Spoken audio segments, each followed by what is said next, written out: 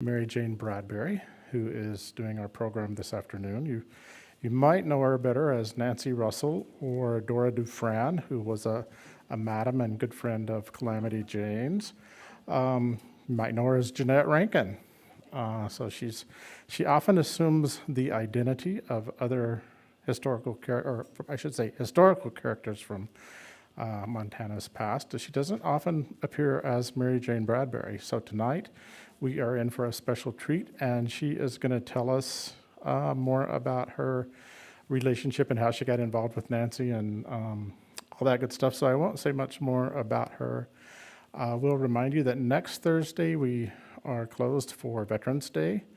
But 2 weeks from today, we'll be back with Zoanne Stoltz from our reference center, and Molly Krukenberg, our director, who will be talking about Tales from Montana's Tables, just to get everybody's appetite whetted in time for Thanksgiving. So anyway, I know this is a special treat, a brand new book that's just out that Nancy wrote the manuscript in 1942-ish, 1940-ish, and never before has been published. So Mary Jane Bradbury, thank you. Okay, great. Thank you.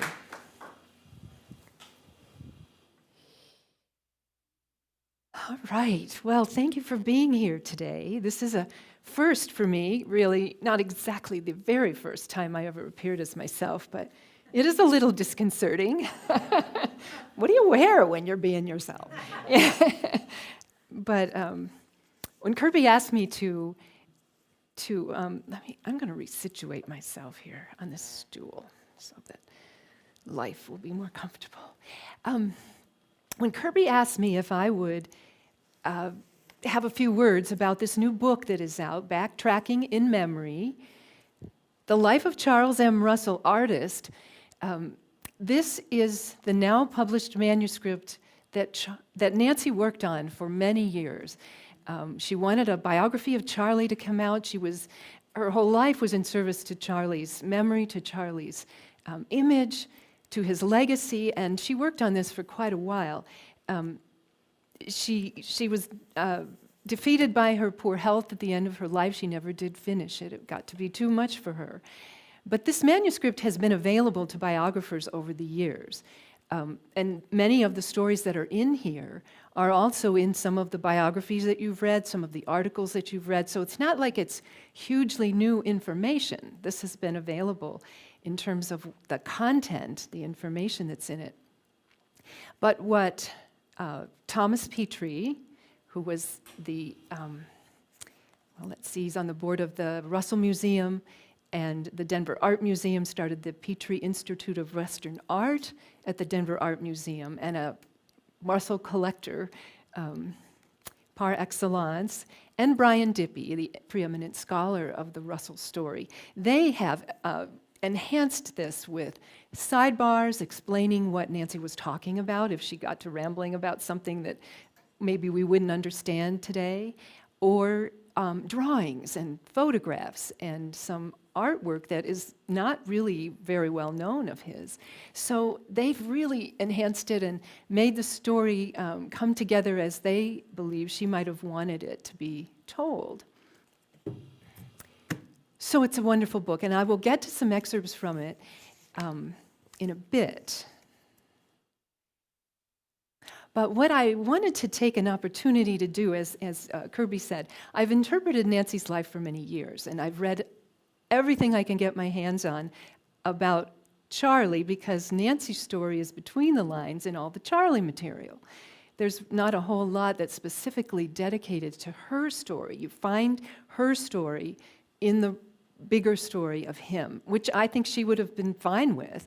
She never did what she did so that she could get noticed. She did what she did in this life as his promoter and his marketer, his wife, his companion. She did that for him. And when you look at, well, why tell this story? Everyone who knows the Charlie story knows that without her, we wouldn't have his legacy of art and stories. And so she was the woman behind the man, but she was so much more than that. She was so much more than that. So I thought, well, why don't I take this opportunity to share with you some of the little tidbits that I have learned over the years and have not had the opportunity to use in a portrayal of her, because people don't usually tell stories on themselves when they're telling their story. So I used some of these things in order to understand her better, because beyond the information, beyond all of the chronology, there's the humanity. And oftentimes, our stories get caught up in the pieces of information and don't reach down deeply into the humanity of the situation, and the humanity is what connects us all, connects our story to her story. So this is a great opportunity to do that. So quickly, though, to start, so I don't make any assumptions about what people know about their stories, I want to do a little timeline of Charlie and Nancy up to when they met and married, and then the story takes on a whole new direction. So Charlie was born in 1864. Actually going to take this down for the moment. Charlie was born in 1864 in St. Louis to a prosperous family. He was loved. He had everything he ever wanted. He was a very poor student. He was constantly skipping school. And what he really wanted in life was to come west.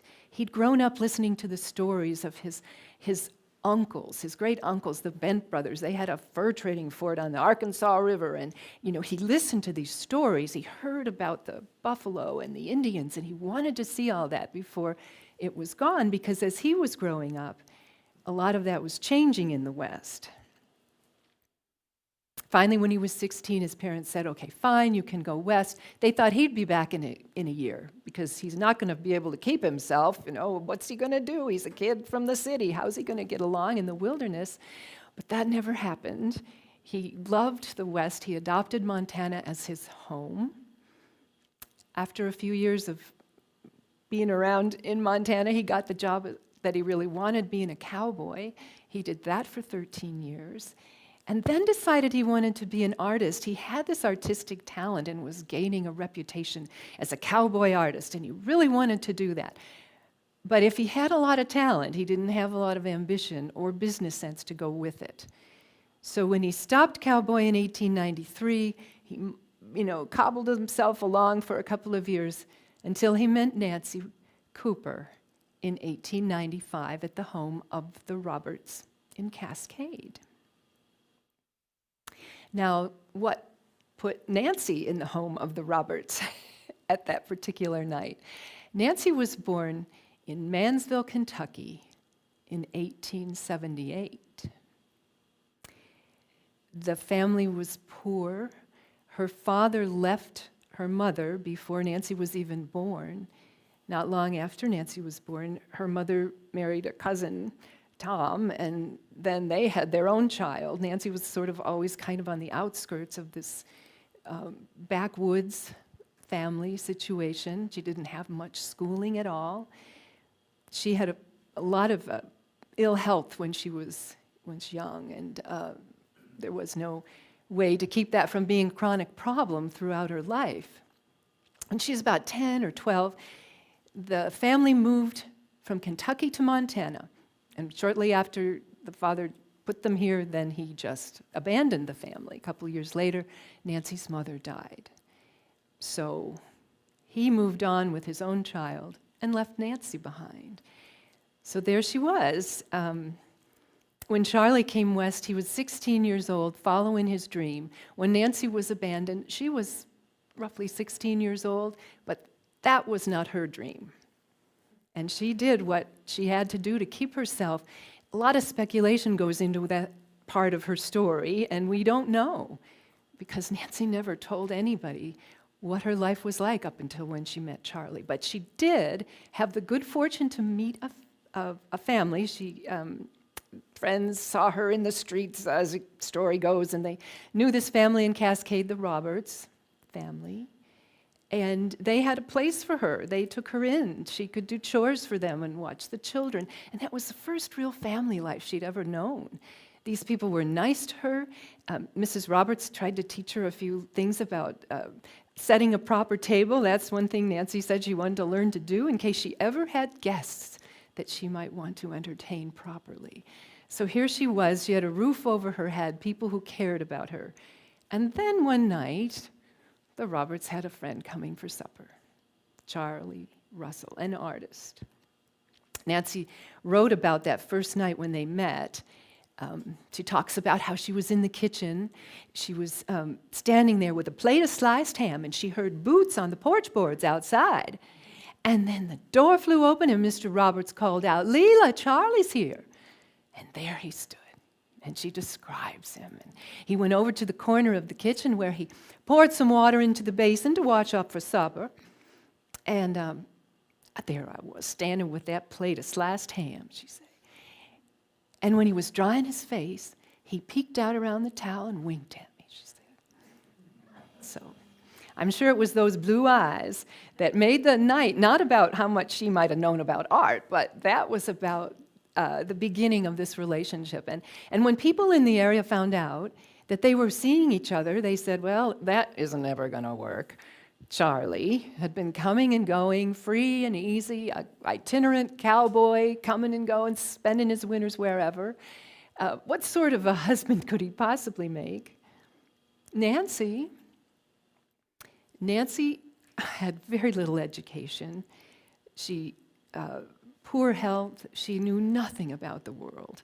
What sort of a wife could she possibly make for somebody who wanted to make his living as an artist, who wanted to have a career in art?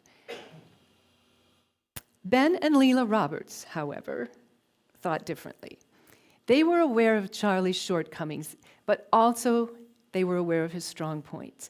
Their daughter recalled later that her parents had a lot of faith in Charlie Russell, not only in his ability to be a great artist, but that he would make a good husband, and that they knew that in both of these things he required somebody who really loved him and had the courage and the strength of character to sort of rope and tame him. And to them, Nancy was that someone. Nancy and Charlie had a mutual attraction to each other, and within a year they were married. So from this very rough beginning, Nancy had known little but poverty and abandonment, chronic infections that permanently damaged her heart.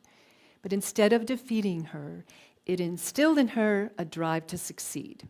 She just needed a reason to succeed, and Charlie was it. She had an insatiable ambition that Charlie, who was the indulged son of a wealthy family, did not have. She once said that Charlie had a lot of talent but no ambition, and she said, I don't have any talent that I know of, but I had ambition enough for both of us. And she was a squeaky wheel. Once she sort of got the idea that she could do something for this artist, for this relationship, she stood out as she began to gain momentum in her role as Charlie's wife and manager. But there's no shortage of opinions about her from people who knew her. From that she drove Charlie too hard and took him away from his friends, that she was bossy and demanding of everyone she encountered. It is said of her that she knows how many cents are in a dollar, and so do the businessmen that she often encounters. She knows how to drive a hard bargain. The problem is she managed every aspect of Charlie's life to that end. A cattleman friend of Charlie's once said, prosperity went to her head. So that's that man telling that story about a woman who was assertive and had some ambition at a time when that wasn't really considered something that they liked seeing in women. So let's look at this story about Nancy. What was said about her? Who said it? When did they say it? And how we can reappreciate that story.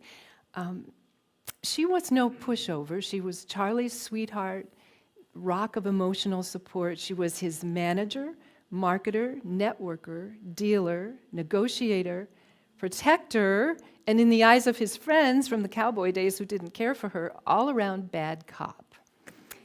Yet, few will dispute that her having kept him at the easel with regular hours in the studio, her limits on his drinking, which he eventually gave up altogether, gave him the discipline to produce art which she periodically raised the prices on, thus sustaining and maximizing his artistic potential.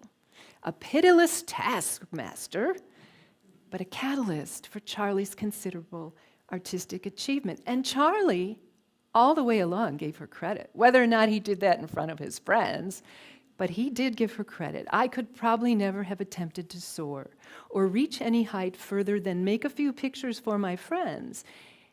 I still love and long for the Old West and everything that goes with it, but I would sacrifice it all for Mrs. Russell. In 1996, John Tolliver wrote the definitive biography of Charlie Russell. If you're looking for the story of his life, this is a wonderful resource for you. And he had this to say about Nancy. While Charlie's legend was polished and smoothed over some of his questionable behaviors, she was maligned by his friends who never forgave her for taking him away from them. She was headstrong, manipulative, a social climber, but a woman at the turn of the 20th century, criticized for being aggressive and businesslike, deserves to be cast in a different light today. She was smart, devoted, ambitious, and entirely human. A fair and factual reappreciation of her is long overdue. I think when I read that, that was my bell moment when I said, I think telling her story and giving her some of the humanity that history hasn't really given her over the years would be a good project, because let's face it, all of us, although we don't know how people are going to tell our story after we're gone, we hope we've done something that redeems us. We hope we've maybe affected a few people that will think kindly of us, and doing that in a bigger way so that we could shine a light on her role in Charlie's life seemed like a good project for me. And so I did that. And isn't that what we've been up to the last couple years in our culture in general? Our history is coming up to confront us. How it's been told for a couple hundred years, who has been telling it, the words that have been used, the concepts, the perspectives that have been used to tell us our history. All of that is coming up to be reevaluated right now. We can look at things through a different lens, the same facts, but with different humanity, an open heart, an open mind, more compassion for who we are now, where we came from, how we got here as individuals and also as a society. So now we'll dial that big perspective back to Nancy. So this little journey, I have some tidbits that I've learned over the years about her, and I want to share those with you so that when you do get into this book, which I hope you will, you'll have an underpinning open-mindedness about some of the ways that people have chosen to see her in our history, and maybe come up with some of your own perspectives. One of the things I found particularly interesting about Nancy, and maybe there's things I haven't come across, but I've come across most everything that's out there, is she never referred to her upbringing. She did not drag her poverty, her poor circumstances, her lack of education into her life at all. She wasn't refined, and she knew it, but she aspired to be. So she reinvented herself, or as I said earlier, she invented who she needed to be at the time for what she wanted to accomplish. But she never said, oh, and who would blame her? Oh, you know, it was so hard when I was growing up, and I don't feel good a lot of the time. And, well, you just don't understand. She never did that. She completely started over when she met Charlie. She wanted to be the person who didn't have all of that backstory. She suffered from headaches. She had spells that often sent her to bed for a couple of days. And this chronic heart condition that she had, there were no medicines, there were no antibiotics. People often who survived different illnesses in our past, the illness would go away for a while and then it would flare up again. You know, you often read about, well, Grandpa's not feeling good, such and so flared up. And that was just chronic issues that people carried with them all their lives because they didn't have the medicines that we have today, and yet they powered through. And in her case, she did it in spades. She didn't play any sort of fragile role. She overcame obstacles to be that savvy businesswoman, and she really didn't have anyone to teach her. She didn't really have any mentors. There were no role models in her life. And as she became more respected by the people who she was selling the art to, mostly wealthy businessmen, because those were the prices she was charging, they would give her a few tips, but to really say that she had a mentor or someone who took her under their wing, she didn't have that. No matter how you look at it, she was going it alone in a man's world. And she did not leave us any idea of what her upbringing was. The only thing she ever said about Kentucky was the atmosphere wasn't so good down there. And about her own mother, she didn't do the best she could have. On their first trip to St. Louis to meet Charlie's family, which is right about 1900, a little after, her poor grammar, her poor taste in fashion, her poor manners kind of branded her this country bumpkin that he'd come up with. But she was adaptable, and she was determined to learn. She worked hard at changing herself. Joan Trocali, the director of the Petrie Institute in Denver, when I was beginning to think about doing this program on Nancy, I said, is this worth doing? It's a lot of work. And is this person the kind of person that has a good story? And Joan said, oh, absolutely. Nancy was a sponge because she knew what she didn't have, which was a lot. And she knew where she wanted to be, which was far from where she was. So she soaked up everything she possibly could along the way. After they moved to Great Falls, they were married in Cascade. After a year of living there, they moved up to Great Falls, where they lived for the rest of their lives. And their neighbors, after they built their house in 1900, were the Trigg family. Albert Trigg was one of Charlie's saloon-owning friends, and his wife, Mary, and then their daughter, Josephine. And this was like the family she never had, another one. The Triggs were like parents that she'd never had, and they really helped her along. But she would sit long into the successful years of her art management. She would sit in the evenings with Josephine Trigg, who was librarian, and read out loud. She'd just take up a book. And Madge, you can see it.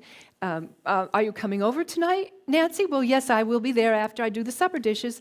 And then they'd sit and read so that she could constantly improve herself, constantly get better at presenting herself. And it took a few years, but eventually she was writing letters to Charlie's wealthy patrons. What were some of the turning points that really set her on this road to seeing the light that she saw to pursue to be Charlie's manager? And there's a couple of stories. They're somewhat well known, but I'll recount them anyway. After they had moved to Great Falls, they were still renting a little house, and Charlie got a job for the Park Hotel, which was having a Christmas dinner. They had 125 menus, and they wanted a little original painting on each menu. And they paid Charlie the whopping sum of $20 for all 125, about 16 cents a piece. Well, Nancy just had no place to put that. Charlie, she said, the waiters made more, the dishwashers made more than you do. Don't you think that you're worth more than that? And Charlie's response is, well, I just hated to ask for more. So I'm sure that sunk into her mind and said, this is not going to work for me. And then later, the very well-known story of Mr. Schatzline, a friend of Charlie's, who sold Charlie's art in his hardware/art store over in Butte. He came to visit them after they'd moved to Great Falls, and he said, Charlie, I sold one painting out of the bunch that I bought from you last time for the amount that I paid you for the whole bunch. Your work is worth it. You should raise your prices, and maybe it's time for you to let Nancy take over some of the work that it would be to market your work. So not long after that, Charlie had done a little painting for the mayor's wife. And Nancy said, can I deliver it? Charlie said, now, Nancy, don't you ask for more than $25 or she won't take it. When Nancy got to the mayor's wife's home and saw how delighted she was with the picture and asked how much it was, Nancy said, $35. And the woman didn't even bat an eye. So Nancy took that check home, and I'm sure she said, look, this is what it takes. We just have to ask for more. So that was sort of the legend of how she really began to take control of this, of selling Charlie's art. And he was happy to let her do it. And it just went up from there. Katie, bar the door. Nancy's in the house. We're going to get some paintings sold. William Macbeth, an art dealer in New York, said of her early on, she has a combination of good looks, naivete, shrewdness, and ambition, charming and tough. Her lack of sophistication works in her favor, and she catches more worldly people off guard. She understood what it was to be professional. She knew she had to learn to get there. She said, art is a business, not left to chance, as some suppose. And once a price was set, she rarely backed down, even if it meant losing a sale. She wrote a letter to a friend after she'd been doing this for a while about what it was like to negotiate. And she said, prospective clients that are themselves shrewd businessmen presume to lecture me about being unreasonable in my prices. I once told a Wall Street banker who tried to argue me down from my price that it was impossible for us to consider the offer, which you have very kindly repeated, because, strange as it may seem, we, in our line of endeavor, are trying to operate our business affairs on a business basis. Interesting to note, as much as Nancy was filling the role of what the women reformers at the turn of the 20th century were after, there's nothing that I have found that said she aligned herself with any of the suffrage movements, the social reform movements. In 1913, the Montana legislature put women's suffrage on the ballot, and it barely passed, but it did pass. And then Jeanette Rankin was elected to Congress in 1916. Charlie actually wrote a letter commenting on the she-cow that got elected to lead the bunch, that the one the state had elected would do until they found something better. That was his perspective on Jeanette Rankin's election. One time, Nancy and Charlie were in New York attending a suffrage meeting, and Charlie said, a bigger band of hellraisers I never saw bunched. But without any outward claims to being part of that movement, to aligning herself with that, she embodied the new woman, they were calling it, the woman who could vote, the woman who could get an education, the woman who had opportunities in business. She embodied what they were all wanting to do, but she didn't say, hey, look what I'm doing. Nancy evolved into a powerful role in Charlie's life, but it was in service to him, in service to his talent and his legacy. She certainly enjoyed the fruits of her endeavors and their prosperity, probably a lot more than Charlie did, but her motivation was not to get her name in the paper. Her motivation was to support him. Living at the time when she did, I often wonder, if she'd lived any other time, she probably would have done the same thing. But it always strikes me that she never said, oh, I think I'll do this because guess what, we can now. She just did it. She wrote, Charlie was not a businessman. He knew absolutely nothing about the methods of the business world. So when I came into his life, it filled a place that was needed, that he might go on with his work undisturbed by things that would cause him to worry. That was something she didn't want to do. She wanted to keep the world away from him. She understood him and what he was capable of, If any of you have ever been in a relationship, in a partnership, and you want to help someone else out, it's usually a kind of a two-way street. Well, I'll do this, and you'll do that, and we'll share this responsibility for keeping the relationship rolling.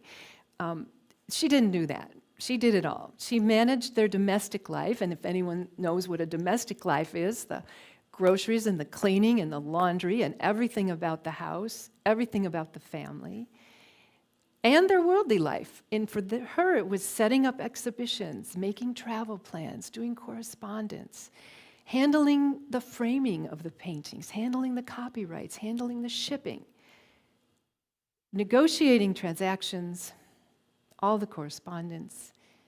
By taking on the task of everything, she did what she thought her role was, to free him to follow his art and do what he needed to do.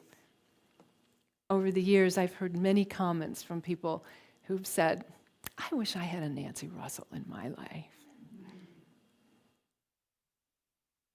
Charlie needed help. I don't know. It's not fair to psychoanalyze people after they're gone. But he lived in that world. I don't know. My daughter's an artist, so I feel like I can say artists are cut from a different cloth, and they often march to a drummer that most of us can't hear. Charlie certainly did that. They were in New York one time, and they were staying in a hotel. Charlie needed some tobacco. So he said, Nancy, I'm going to go down to the gift shop on the first floor and get this tobacco. And she goes, okay, fine, but don't leave the building. So he went down, and they didn't have the kind of tobacco that he wanted. So they said, there's a shop just down the street. So Charlie went down the street to see if they had it, and they didn't have it. So they said, there's a shop a couple blocks over. So Charlie went a couple blocks over, and I don't know if it was the third or fourth place that he went. He finally got his tobacco, but then he was hopelessly lost. He didn't know the name of the hotel. He didn't know the street that it was on. Finally, by just meandering the streets, he saw in the distance an awning that came out from the building that had a big tear in it. Because of his powers of observation, which he was famous for, he knew that was the awning on their hotel. So he found his way back. 2.5 hours later, Nancy was ready to call the police. She just needed, she felt, to be there for him so that he could do everything else, but not have to think too much about the world that he was negotiating. I'm going to give you a little taste of Nancy in action. So, a very wealthy oil and gas, oil in those days, mining man commissioned a set of paintings from Charlie about William F. Cody, the Buffalo Bill that we all know. And he wrote this letter to Nancy in 1918, My dear Mrs. Russell, the painting of W.F. Cody running buffalo has been returned here, and I note that the buffalo calf has not been removed. As I have heretofore written to you, there's a special reason why the buffalo calf should be removed from this painting, and I shall have my agents return it to you in order that this work shall be done as I requested. You assured me Mr. Russell could paint the buffalo as no other man in the United States could, and he enjoys that reputation elsewhere. It would please me very much if in the foreground of the painting, the bull buffalo is shown with a full head presented, and I should like to have Mr. Russell use his best efforts to make this good representation of a typical male buffalo with its mouth closed.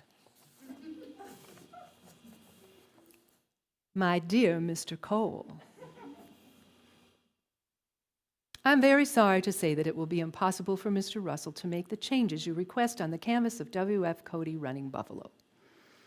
Mr. Russell, knowing the subject he is working on, as it has been his life's work, painting things pertaining to the Old West, cannot make the changes you suggested because technically they would be wrong. Those Indians chosen by Colonel Cody were supposed to be expert hunters. An Indian would never kill a bull if there were cows to be had for meat, and in those days there were plenty of cows. In running buffalo, the hunter liked to crowd the chosen animal as it gave him a much better chance for a fatal shot. That is why Mr. Russell place the calf in front of the cow, it would slow up her speed, giving the Indian the advantage. Another point. A buffalo that has run 20 yards has his mouth open and his tongue out. I will assure you that there is no man who paints that understands buffalo better. The end. Sincerely, Mrs. C.M. Russell.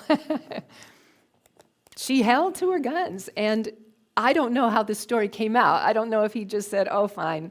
I think the original reason that he wanted to have that calf painted out is because his wife thought the calf was going to get run over in this herd of buffalo, and it was too distressing for her to have this poor little calf about to be run over. Plus, when the buffalo's mouths were open, their tongues were out, and there was slobber and this and that. She just didn't want that in the picture.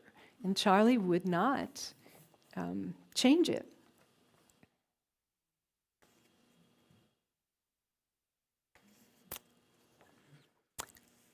When they got married, she said Charlie liked to refer to things in cowboy terms. So he called marriage being necked. That's where you tie a rope around the neck of a wild horse. Tie the other end of the rope around the neck of a tame horse. The tame horse teaches the wild horse some manners.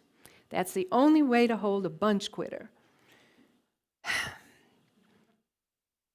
And so I always put in her mouth, I don't know which one of us he thought would quit the bunch, but neither of us ever did. And he did tell a friend that he hoped the rope would never choke or break. Charlie always gave her credit for for the role that she played in their partnership. He said, the lady I trotted in double harness with was the best booster a man ever had. You can't disappoint a person like that, so I did my best work for her. I miss the West, but I'd trade it all for Mrs. Russell. If I hadn't had Nancy, I wouldn't have a roof over my head. And Charlie could be pretty exasperating. There are anecdotes galore about his pranks. And he even wrote, at the last year of his life, he even wrote, I was always playing and I'm playing still. He just enjoyed life, and he often did a lot of practical joking and wasn't very serious about things.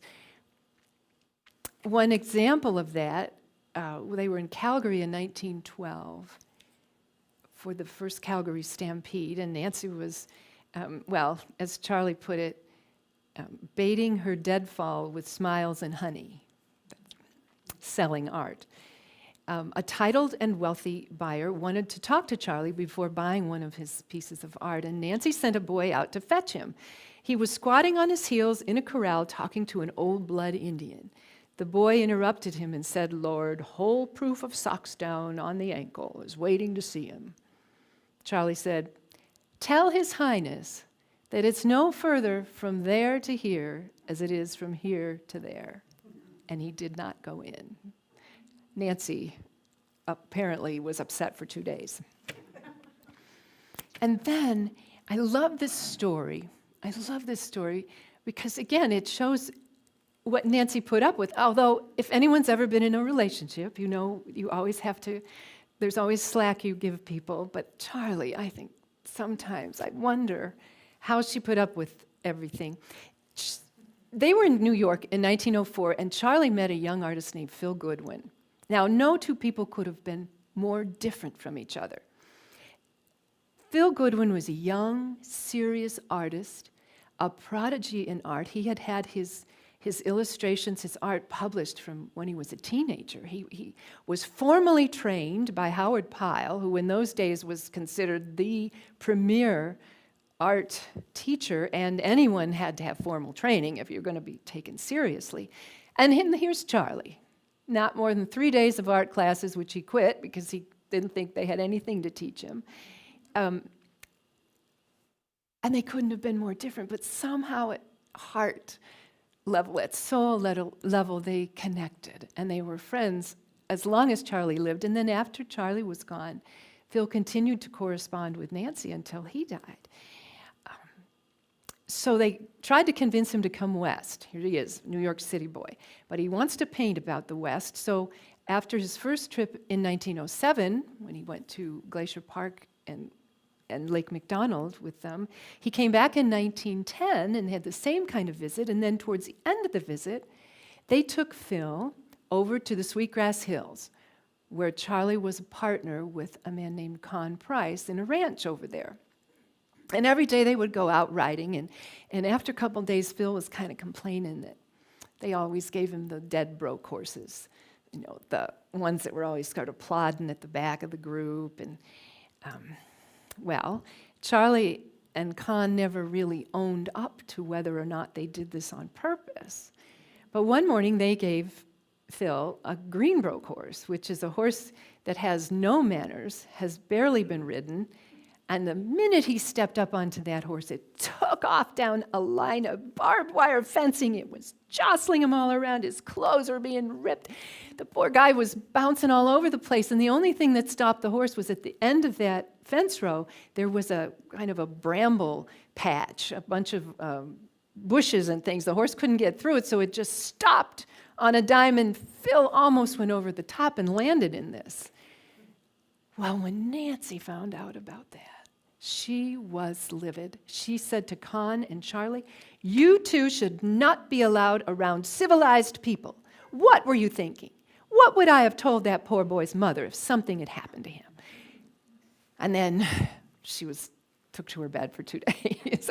She didn't do well when she got anxious. And the story goes on that Con and Charlie felt kind of bad about it, so Phil had been admiring an old rifle, maybe an old buffalo rifle that was there on the premises. And they decided they would give it to him as a sort of a consolation prize for having pulled that stunt. And he was thrilled. And Nancy said he wore that rifle on the train back to New York, his left side listed, you know, by the time he got there because it was so heavy, but he was very proud of that. And then, maybe in line with all the don't take it seriously, just find the good in it, he painted a picture in which he is on the back of a horse that is rearing up, and he's got his natty little outfit from the city, and he's got his hat in his hand. And in the foreground, facing him, so we just see their backs, are Charlie and Nancy looking up. And it's called Never Been Broke.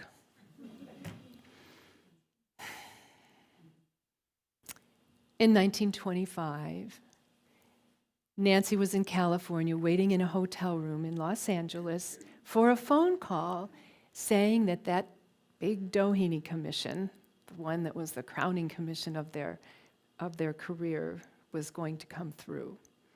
And she wrote a letter to Charlie that she was lonesome. "I do hope you don't send me off alone anymore. Now, if you were here, we would go to a show, and I could pass my time fussing at you. As it is, I can only say you are a fool, Nancy Russell, and of course I know that, and don't answer back." She once said, "I married the only Charlie Russell in the world, and my life has been full of romance, which they like to make movies out of, only mine happens to be real." So I have a couple little things I'd like to read from the book. And again, this book has a lot of stories, a lot of anecdotes, a lot of information, but in kind of taking you on this journey, I'm suggesting that looking deeper and looking at projecting yourself into some of the stories that she tells or some of the reflections that she offers might be another way to understand this woman. She writes, and it's been recounted in other places, she writes about their first year there in Cascade, their first Christmas together, how they had nothing really to speak of, but they were so happy. She describes a lot of that. But here's an anecdote that I hadn't seen, and I really love the heart that is in this particular one. The circus was going to come to Great Falls in 1897. They were still living in Cascade. All the posters had been out for weeks. Charlie didn't talk much about it, for he knew the condition of our pocketbook. But many of our friends around the little town of Cascade were very excited, and a number of them were going to see the circus. Every little while, someone would say, "Are you folks going?" Charlie answered doubtfully, "I don't know." When the day came, we learned from the railroad agent the exact hour that the circus train was going through, and since we had not been able to raise any money, the best we could do was get up at 4 o'clock in the morning and go out to the front of our little shack where we could watch the train pass. So, though we could not go to the circus in Great Falls, we had the thrill of seeing the circus train go through town. After breakfast, Charlie saddled 2 horses, while I made lunch, which we tied onto the back of our saddles. We started out for the day. It was June. There'd been a lot of rain, and the river had overgrown her banks. We rode to the top of Square Butte, back of Cascade, where we could see for miles in every direction.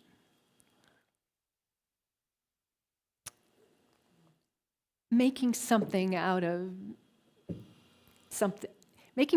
special out of something that didn't get to happen. I think that was something Nancy could understand. Coming from where she came from, and these were the early days, she could appreciate any time that she got to spend with Charlie.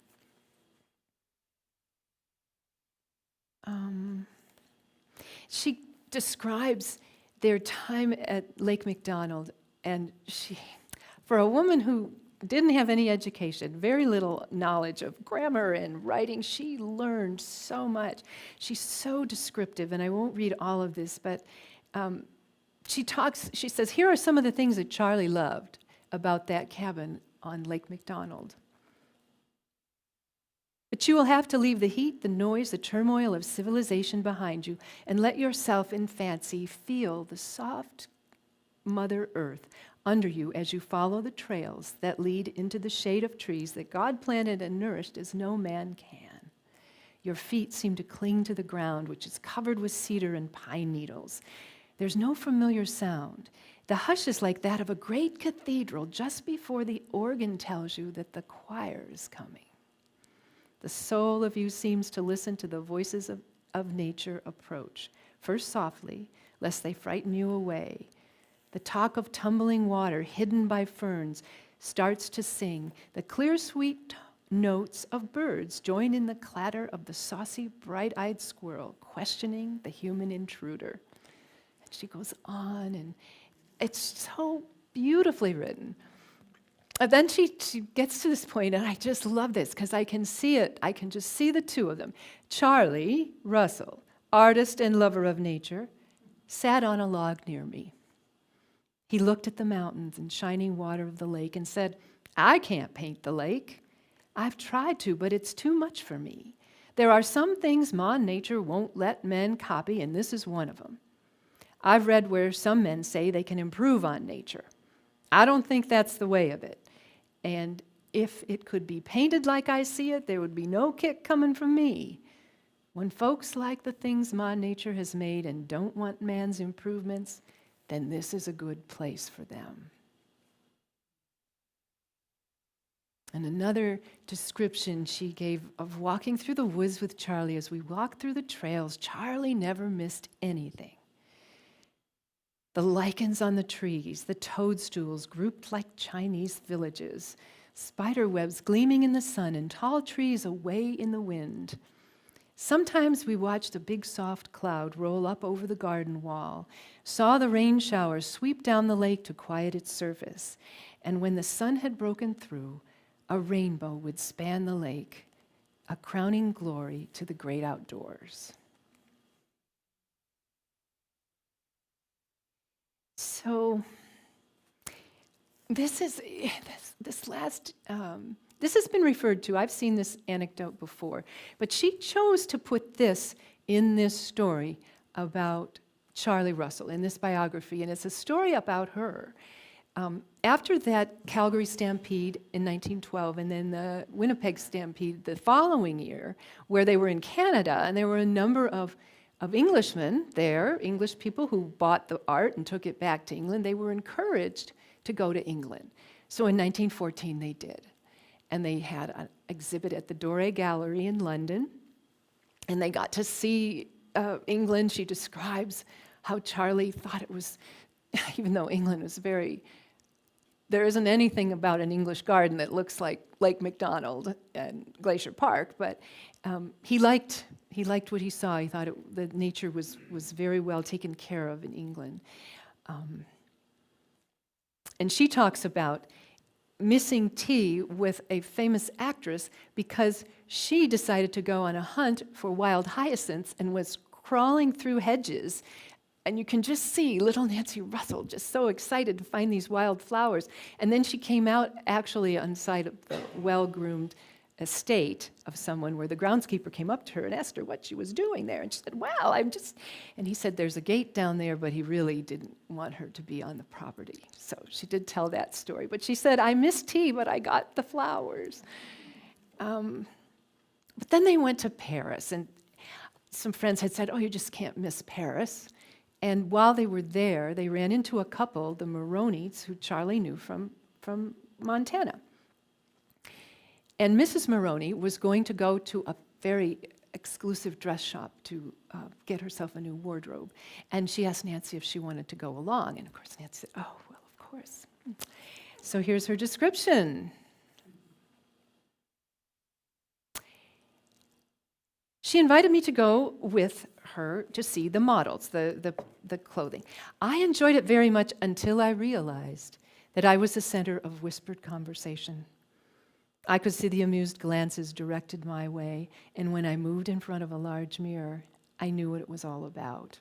It was a rainy day, and to save my only good suit, I was wearing a wool dress with an English storm coat. A good-looking enough coat, but not at all the thing to wear at a place like that, especially when there's a lady dressed like a peacock. Salespeople couldn't understand when Mrs. Maroney said, show my friend such and such a model. They looked deliberately beyond her as if to see who she could possibly be speaking about. They didn't think it could be me, for they thought I had got in quite by accident with my raincoat and little green suede hat. I never liked green suede after that. I saw many beautiful models, and Mrs. Maroney gave her order for a wonderful wardrobe. I managed to swallow the lump in my throat until I got back to the hotel. And then I rushed to my room. When I passed the bathroom, I reached in and grabbed a bath towel that was as big as a bed blanket. And then the tears broke loose. I have never been made fun of before that I knew of. And at that moment, it was more than I could take. Although I didn't howl, the water dripped. And right in the midst of this demonstration, Charlie and Mr. Miller, their guide, came to the room and said it was time to go for dinner. Charlie exclaimed, what's the matter with you? I thought you were happy to be in Paris. But sympathy from him only made matters worse. And I wept until Mr. Miller said, go wash your face and powder your nose and stop this foolishness. We're going to dinner. To which Charlie added, yes, hurry up, because if we don't have him to order for us, we'll starve. Charlie wanted strength, too, for the next day when he had promised to go with me, as he put it, through 35 miles of hats to find a little Paris bonnet for me. We got the hat, and I was so proud of it and felt so well dressed for years to come, as it was different from anything I could ever see anywhere else. I never met myself coming from the other direction when I was wearing that hat. Oh, wow. So sometimes I wonder, haven't we all been in that place where we thought we were something and then found out that there's people out there who think we aren't.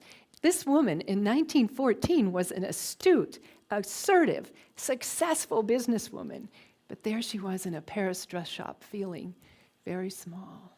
But she did get her bonnet, and she got to bring it home. I think her language, her telling of that, the up and the down of that whole experience in Paris. Unfortunately, she wanted to go to Versailles, and she wanted to see the Eiffel Tower. But I don't know what the conversation with Charlie was, but she didn't get to do that.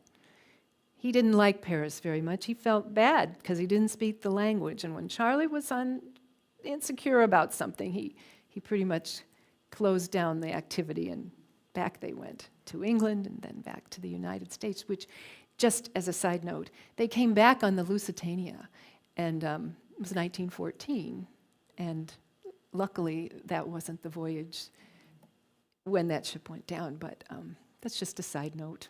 Those were the times in which they lived.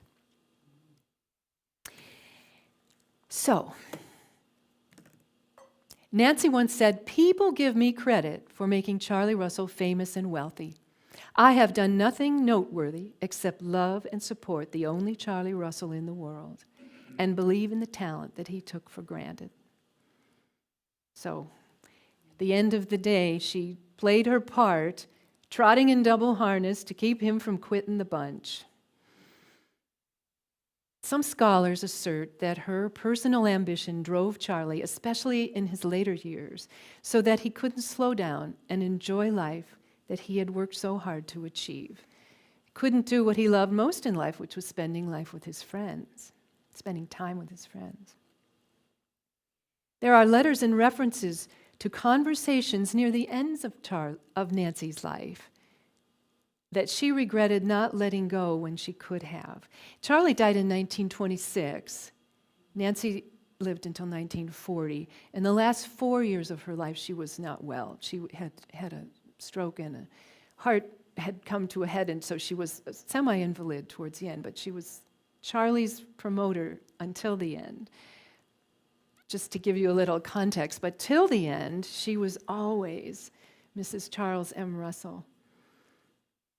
And so she did, in letters and in visits with people, regret that maybe she could have let go a little sooner. And I'm pretty sure there's not anyone here, in terms of making a connection to this story, that hasn't had a moment of regretting what we did or we didn't do. Hindsight is a remarkable teacher, and Nancy was willing to learn the lessons. Charlie and Nancy were two human beings doing the best they could with the information they had.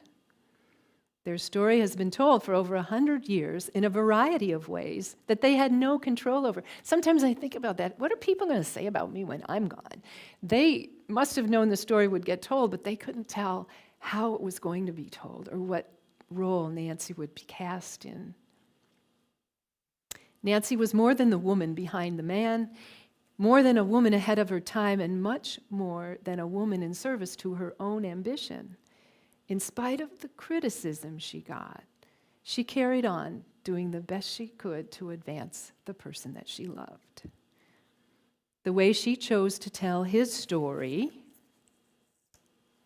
the way we choose to tell her story, whatever cosmic orchestration might have been at play there in Cascade that night when it said, Nancy will do this so Charlie can flourish, and Charlie will do this so Nancy can flourish.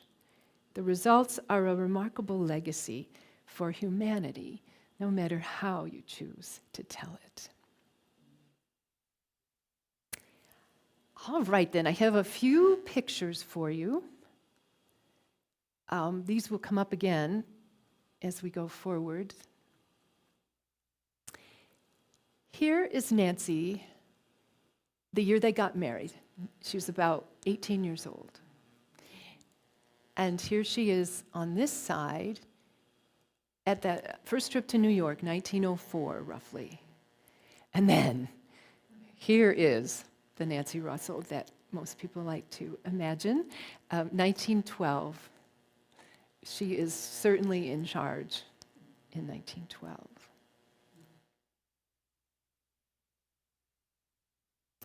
This is the two of them sitting on their porch at Lake McDonald. This is Bullhead Lodge. They named it after Charlie's signature, his logo that he always put on his paintings.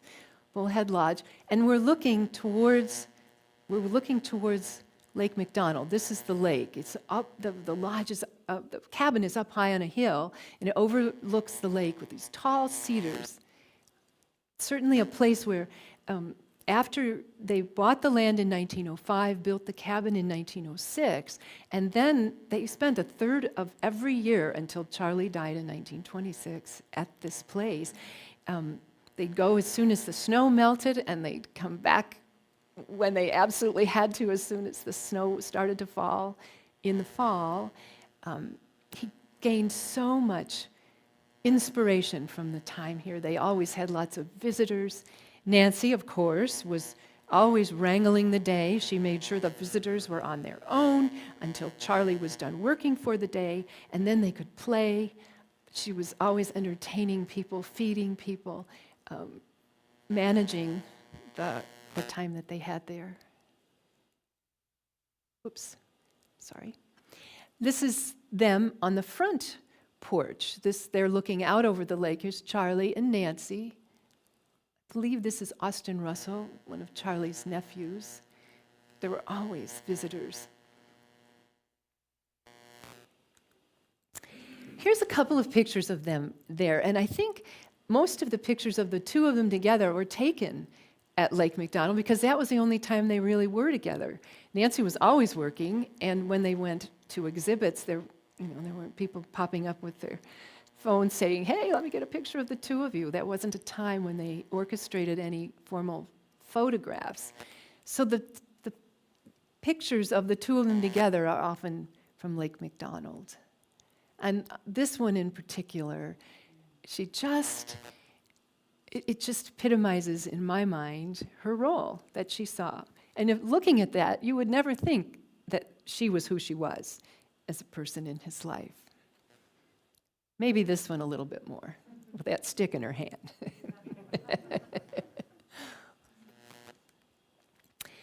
And here's the picture, Charlie drawing or painting on the deck there, overlooking the lake. And for all of his protestations that he couldn't paint Lake McDonald, I had to include this picture.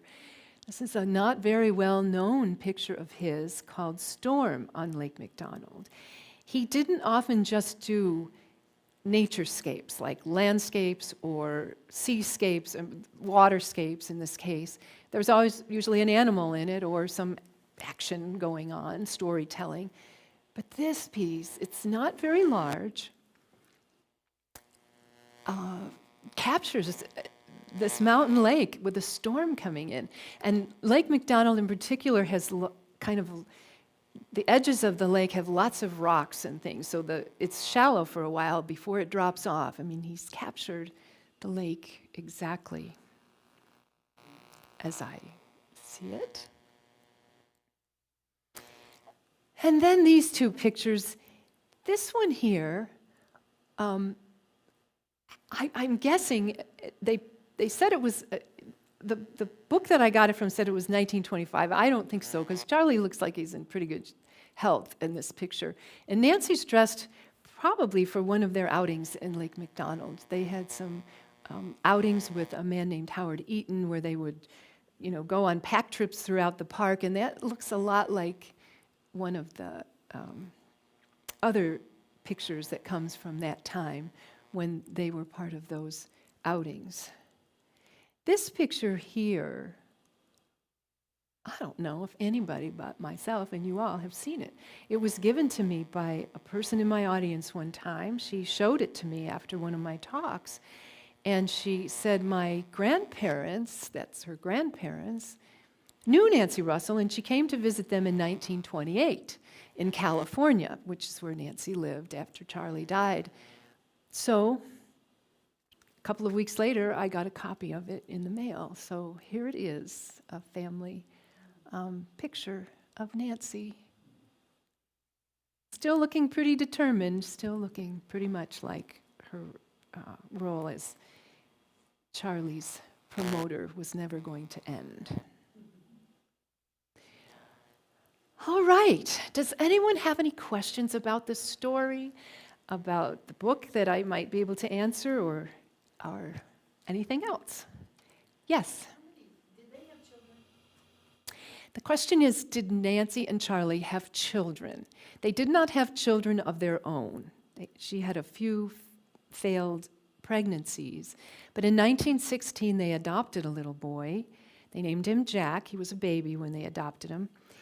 1916 to 1918 were the war years, and there wasn't a lot of exhibits. There wasn't a lot of traveling. So for the first couple years of this little boy's life, they were pretty much present in Great Falls. After that, Nancy's job was to promote Charlie. So they were sort of absent parents. The little boy was raised by a number of, like the neighbors, the Triggs, often chimed in to help raise him. Joe DeYoung, a friend of theirs, a protege of Charlie's. And he often stayed at the house. He helped to raise little Jack. I don't include, even in my portrayals of Nancy, I don't include that chapter in their life.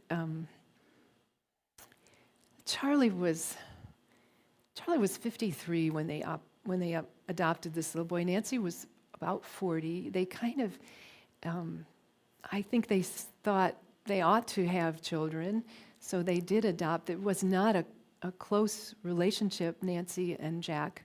After Charlie died, Jack was 9 years old when Charlie died, and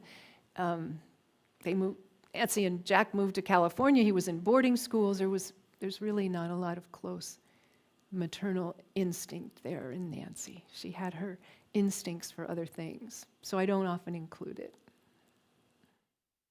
Any other questions? Yes? In the gallery, the Russell Gallery, there is it's a sketch of some young woman that he was smitten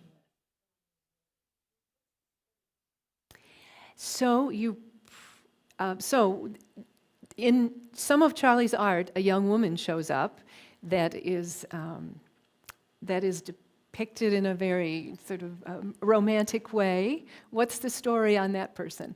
Well, Charlie met a young woman named Lolly Egger when he was first in Montana. And she was the daughter of some sheep ranchers here, and he was quite smitten with her. He thought maybe that was the one for him, but her parents were not at all impressed with this itinerant cowboy who would show up, and he was kind of rough around the edges, and how in the world was he ever going to support their daughter with an art career and a cowboying career. So they really discouraged that relationship, and then after a few years, the Edgar family moved back east. But Charlie had in his mind this romantic idea of this young woman. So in his early art, when the occasion arose that he needed to depict a young person, a young woman, he would use, I think, Lolly's image and his remembrance of her. Yes?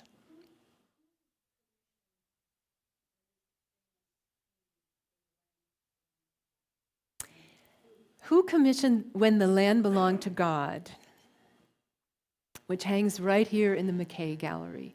That was a commission in 1911, I believe, from the Montana Club here in Helena. So the story goes that this commission came through largely because of the efforts of Frank Linderman. He was a member of the Montana Club, and he was a historian, a storyteller, knew Charlie from the early cowboying days.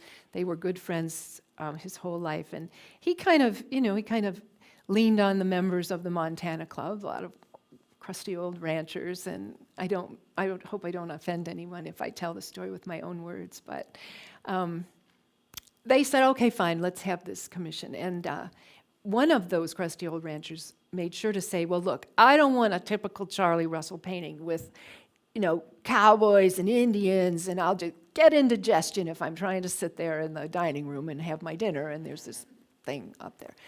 Well, Charlie didn't like to be told what to paint, but Frank suggested that if he did this commission, he should maybe tone it down and do something that was a little more sedate than the pictures that he was kind of known for. So what Charlie came up with is that beautiful buffalo herd. They paid him $5,000 for it. Yeah. And now I have been told by the former director of the Montana Historical Society, it was lent out, the year that I decided to do Nancy's story, that painting had been lent out to a traveling show of Charlie Masterworks. And when I see it now, I think, who would lend this picture out? Who would let it leave Montana? And I have been told by Bruce Wittenberg himself that under his watch it would never leave again, and maybe there won't be an opportunity for it to ever leave again. But as I was developing my program about Nancy, I'd walk into the Denver Art Museum where all these Charlie masterworks were hung. And right there, when you first walked through the doors, was When the Land Belonged to God. And it just kind of takes your breath away. And as many times as I've done tours in the McKay Gallery with children from 5 to, 100, they all stop when they come around that corner and there's that painting. Yeah, he picked a good subject. And furthermore, the story goes that when it was delivered, in those days someone could commission something, but if once it was delivered, the people who commissioned it didn't like it, they didn't have to take it. And so when it was delivered, Frank was one to make sure that they indeed would pay him for it, and that same fella that didn't want a Charlie Russell painting to begin with said, well, that is a miserable bull. Now, if you've seen that picture, that's an incredible painting of a bull. And Charlie had worked on it over and over, and if you see pictures of Charlie standing in his studio next to that painting on the easel, the bull is facing one way and then the bull's facing the other way, and he finally settled on having that bull looking right out at the viewer. So Frank thought it would, be amusing to Charlie to share that story with him, but Charlie was not amused. So Charlie is reported to have said, well, that might be a bum bull, but it's the best damn bull I ever painted. So, yes? Are most of his pictures now in museums, or do we know how many are out there otherwise? That's a great question. Are most of his paintings, his works, in museums now? And I don't know about the qualifier most of. A lot of Charlie's paintings are in museums. I think, as do many, that the Historical Society here has some of the most important art that he did, some of the best paintings. Of course, the Russell Museum in Great Falls. The Amon Carter Museum has a big collection. The Gilcrease. But there are still a fair amount of private owners who have Charlie's art. And it isn't just the paintings. It's the sculptures. Some scholars say he was a better sculptor than he was a painter. So when you look at the bronzes that he produced, there are a lot of those.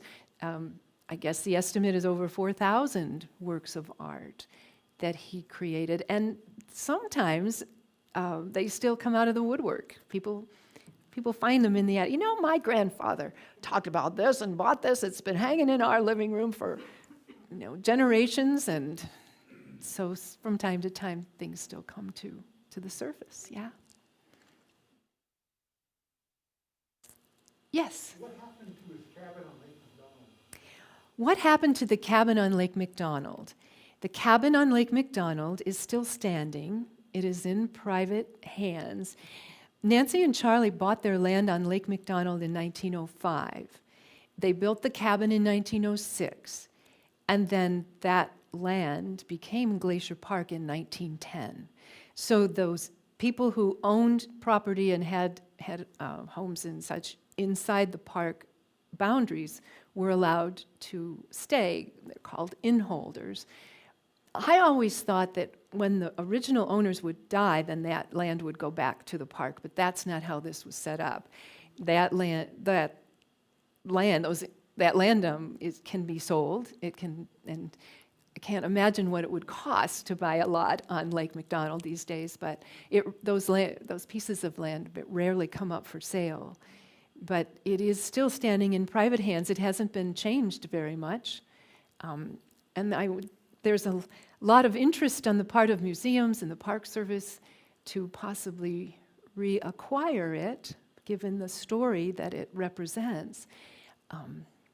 It's tightly packed into private property.